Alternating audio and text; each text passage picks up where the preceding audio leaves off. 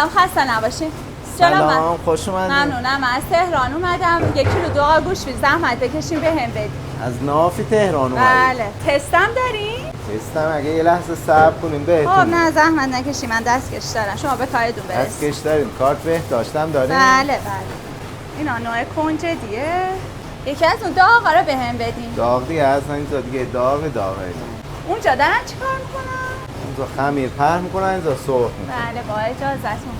چه من انجام بدم؟ خیلی اومدیم جلو. نه من همه چی باید زیر نظر خودم باشه. پهن کرده باشم من پهن کنم شما برششه بزن. بله زحمت ایشون پهنش بیا این کارم میخوای من انجام بدم؟ بله برش های دقیقی دارم میزنم ببینید. ادامه بدین کارتون.